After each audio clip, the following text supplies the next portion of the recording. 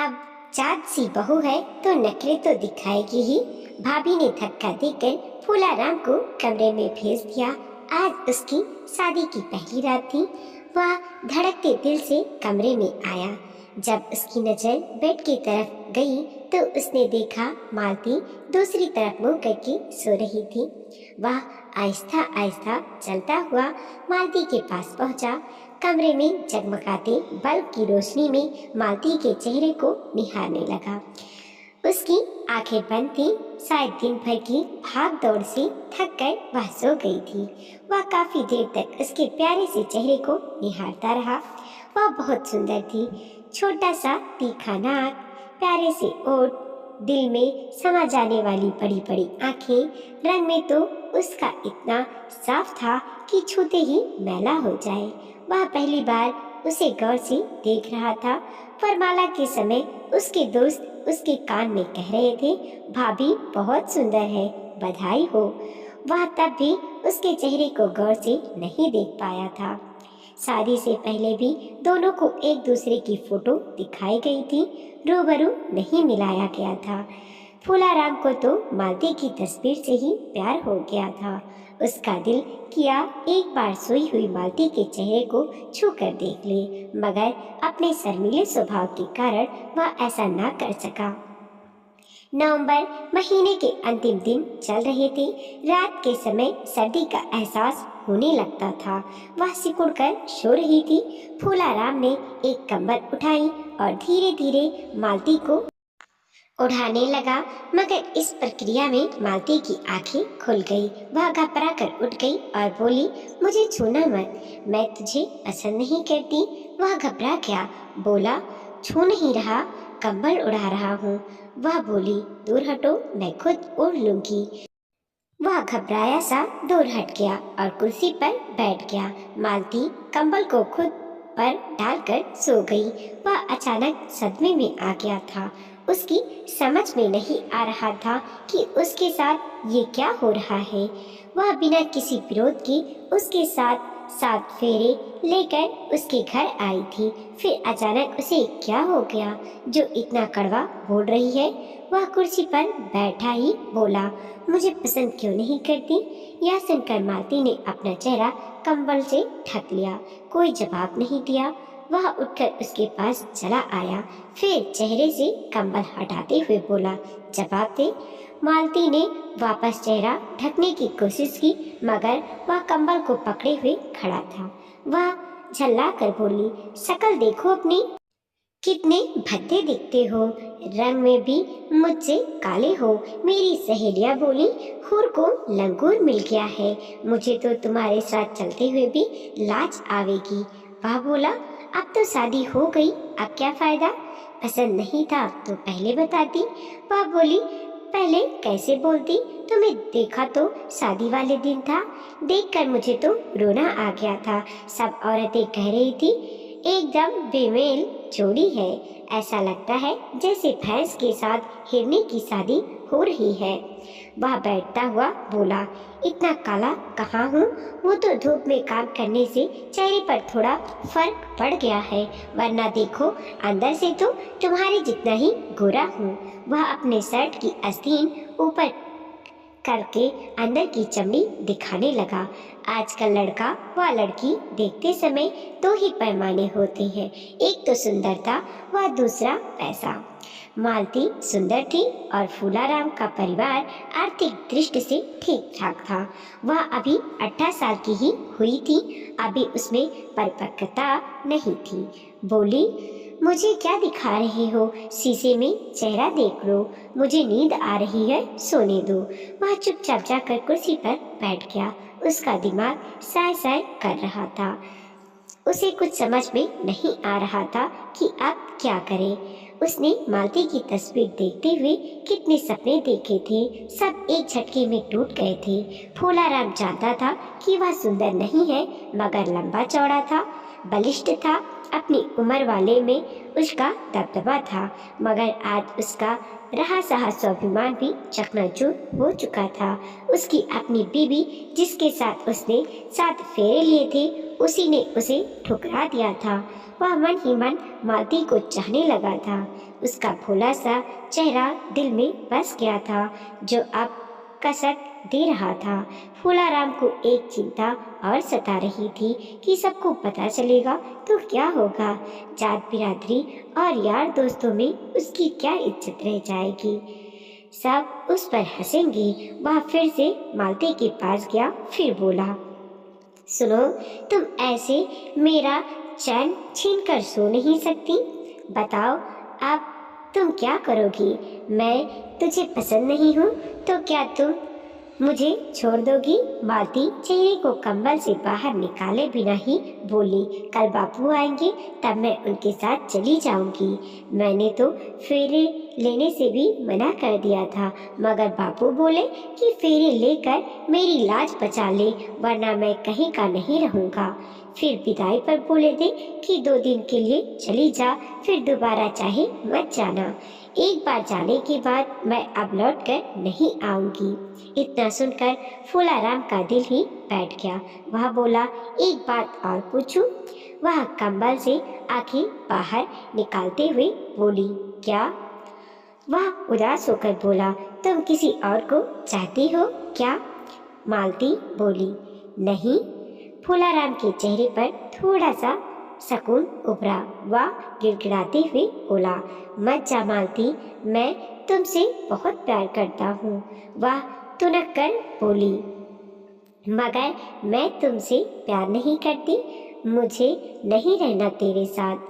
वह बोला, ऐसा ना बोल, बहुत दर्द होता है। अब तू मेरी बीवी है, 7 जन्मों का रिश्ता बन गया है, इतनी जल्दी नहीं तोड़ पाओगी। वह बोली, कल बापू के आते ही रिश्ता टूट जाएगा। 7 जन्म तो क्या, मैं तुम्हारे साथ 7 दिन भी नहीं रहूंगी। फूलाराम कुछ कड़वी बातें कहना चाहता था, मगर फिर कुछ सोचकर चुप हो गया। मालती ने फिर से चेहरा ढक लिया था, इसीलिए वह कमरे से बाहर आ गया। बाहर की खुली हवा में सांस लिया तो उसका दिमाग कुछ चलने लगा। वह कुछ सोचते हुए बैठक में चला गया, जहां उसका पिता सो रहा था। पिछले 1-2 दिन से शादी की रस्मों के कारण सब थके हुए थे।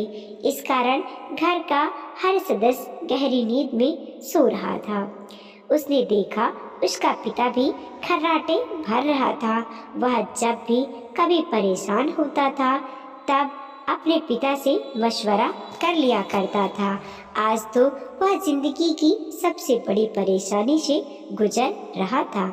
इसी कारण पिता से सलाह लेने आया था, मगर उन्हें सोता देखकर वापस चल पड़ा। अभी वह कमरे से बाहर निकल ही रहा था कि पिताजी की आवाज कानों में पड़ी। क्या बात है फूले, कोई काम था क्या?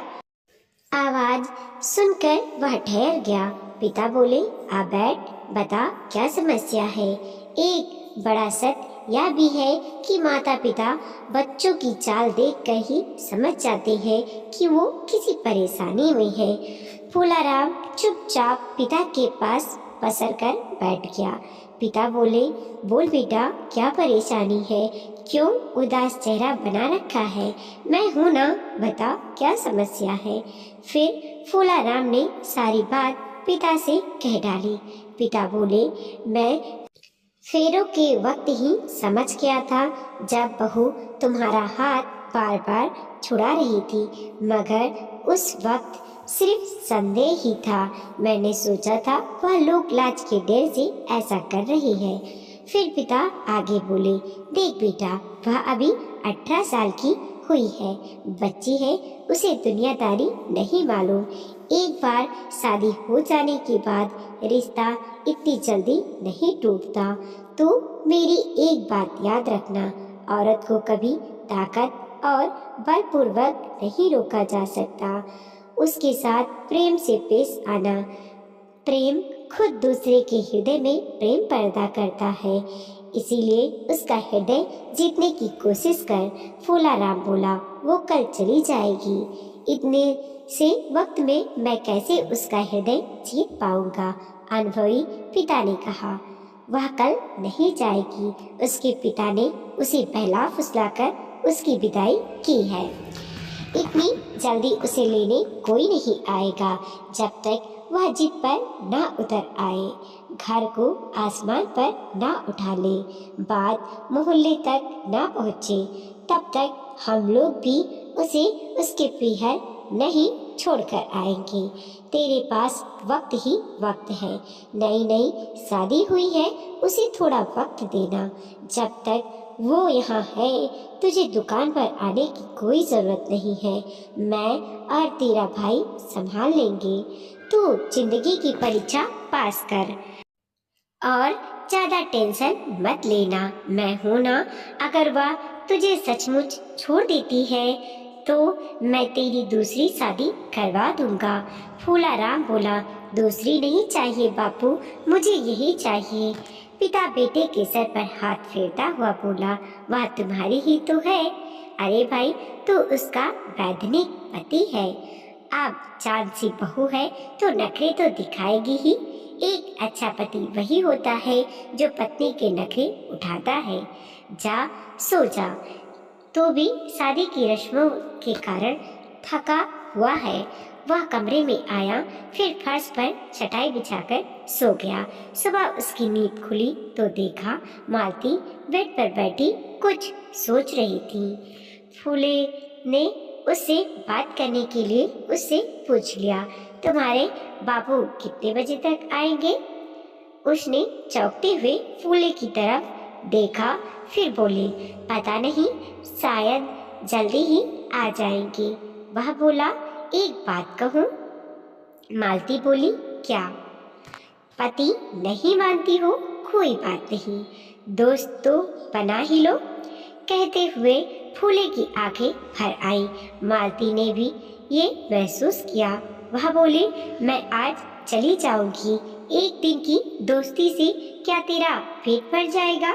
वह आंखों में भर रहे पानी को अंदर ही अंदर हजम करता हुआ बोला, तू 2 घंटे हंसकर मेरे साथ बात कर लेगी तो मैं पूरी जिंदगी इन 2 घंटों की यादों के सहारे गुजार दूंगा।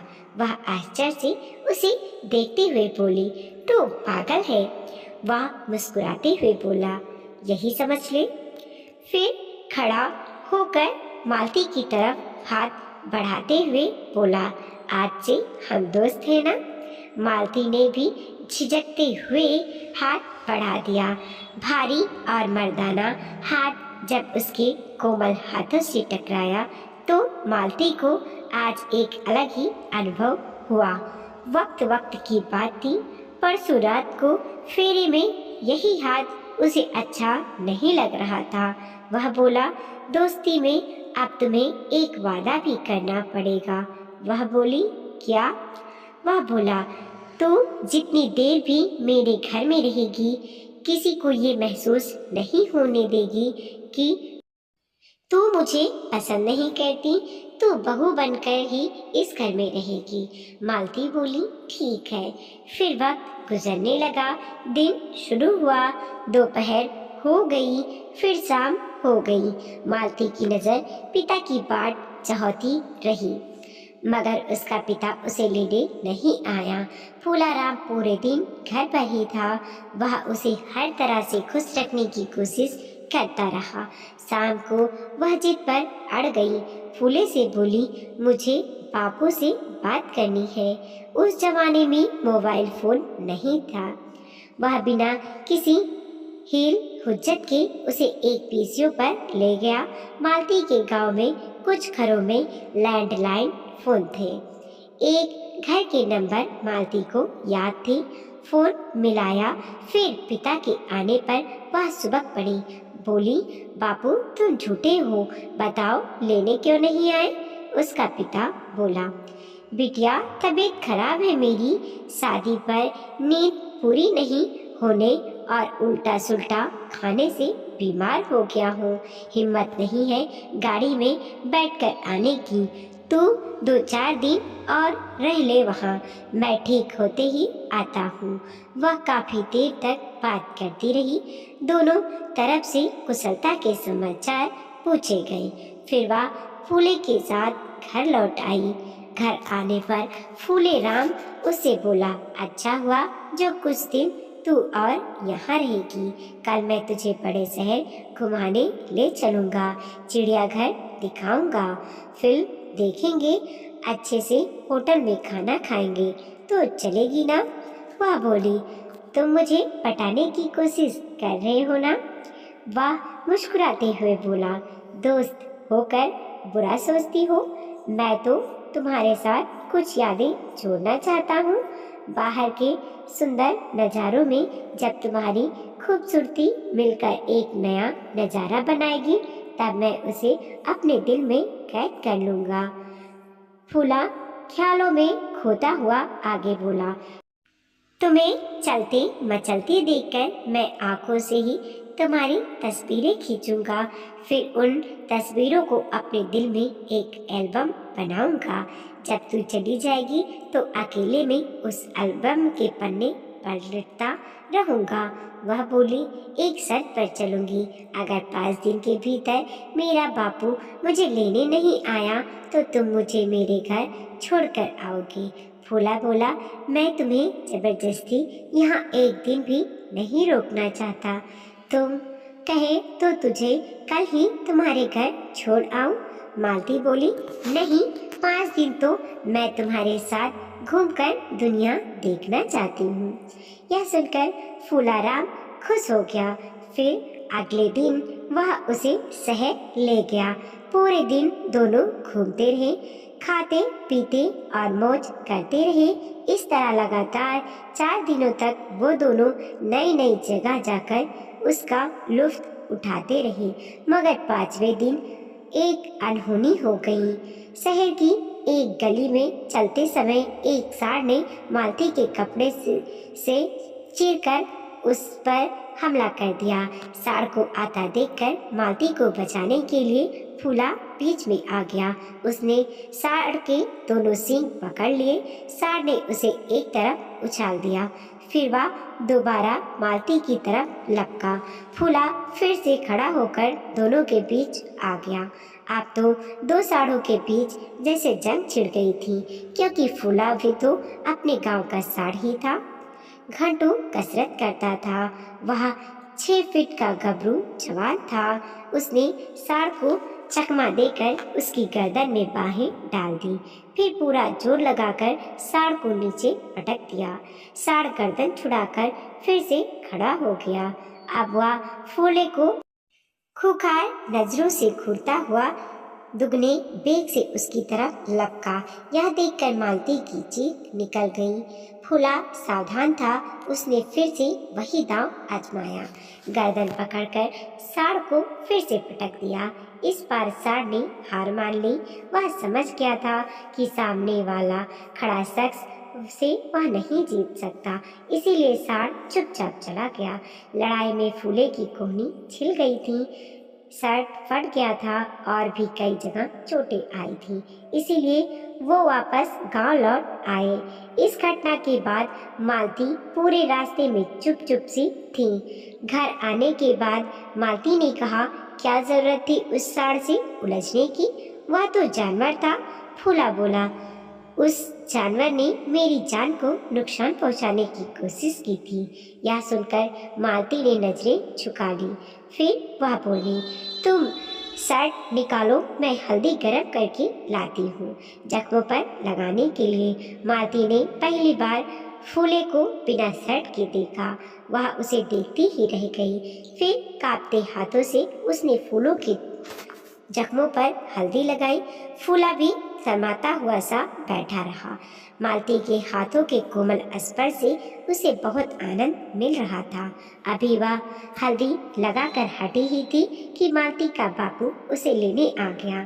बापू को शायद डर था कि अगर वह ना पहुंचेगा तो बेटी बखेड़ा खड़ा कर देगी। घर में शांति देखकर मालती के पिता को बहुत खुशी मिली। रोज घर जाने की रट लगाने वाली मालती आज कुछ खामोश और गंभीर मुद्रा में थी। वह जाते जाते फूले से बोली, अंदरूनी चोट भी हो सकती है, तुम डॉक्टर को दिखा कर आना। फूले उदास था, उसके मुंह से कोई बोल नहीं फूटा। मालती पीहर आ गई थी, मगर उसका मन विचलित था। उसे लग रहा था जैसे वह ससुराल में कुछ छोड़कर आई थी। वह व्याकुल हिरनी की तरह कभी इधर बैठती, कभी उधर बैठती, किसी से बात नहीं करती, अकेले पड़ी रहती थी। मालती के पिता को लग रहा था कि उसने बहुत बड़ी गलती कर दी जो फूले को अपनी बेटी से ब्याह दी। उसे एक बार बेटी को लड़का दिखाना चाहिए था। फूल सी लड़की चिंता में कितनी उदास और कमजोर हो गई है। उधर मालती को अपने किए पर पछतावा हो रहा था। उसे बार बार फूला सांड से लड़ता हुआ दिखता था।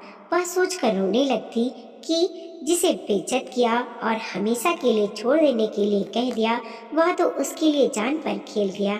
अब मालती को फूला दुनिया का सबसे सुंदर पुरुष नजर आ रहा था।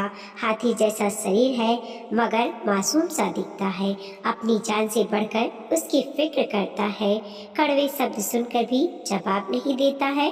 कहते हैं जब प्यार हो जाता है तब सारी कमियां छुप जाती है, बस खूबियां ही नजर आती है। एक दिन बेटी को उदास देखकर मालती का पिता उससे बोला, बेटिया उदास मत हो, तुम्हें लड़का अच्छा नहीं लगता तो मैं ये शादी ही तोड़ दूंगा, तेरे लिए दूसरा सुंदर लड़का देखूंगा। ये सुनकर वह रोने लगी। पिता ने सर पर हाथ फेरा तो वह धाड़ मारकर रोने लगी। फिर रोते रोते बोली, बापू तुमने जो लड़का देखा है वह बहुत अच्छा है। मेरे लिए दुनिया में उससे अच्छा लड़का कोई हो ही नहीं सकता। ये सुनकर पिता का सीना फूल गया। वह जल्दी से बोली, फिर तू उदास क्यों है बिटिया? वह बोली, मैंने उसके साथ अच्छा नहीं किया बापू, उसे बुला लो, मुझे ससुराल जाना है। जब लड़की खुद बोले कि ससुराल जाना है तो एक पिता के लिए इससे बड़ी खुशी कोई हो ही नहीं सकती। मालती के पिता ने तुरंत उसके ससुराल समाचार कर दिया। जब फूले को सूचना मिली कि मालती ससुराल आना चाहती है, वह खुशी से पागल हो गया। कुछ देर में ही ससुराल आ पहुंचा। मालती एक कमरे में चुपकर बैठी थी। आज उसका दिल पिया मिलन की खुशी में रह रहकर धड़क रहा था। जब वह कमरे में आया तो वह भरी आंखों से उसे देखने लगी, फिर दौड़कर जोके की तरह उसके गले से लिपट गई। फिर रोते हुए बोली, माफ कर दो। वह बोला, चुप रहो। वह बोली, मैं डर गई थी। फूला बोला, किस बात से डर गई थी? वह कांपते हुए बोली कि तुम बुरा मानकर मुझे छोड़ ना दो। वह बोला, शादी को तुमने गुड़िया का खेल समझ रखा है क्या? ये जन्मों का बंधन है, एक बार बन जाने के बाद छोड़ना तो दूर, ऐसा सोचने से भी डर लगता है। फिर खुशी खुशी दोनों एक दूसरे के साथ अपना जीवन बिताने लगी। वीडियो को लाइक कीजिए, कमेंट कीजिए और अपने दोस्तों के साथ जरूर शेयर कीजिए। चैनल पर नए हैं प्लीज़ सब्सक्राइब कीजिए।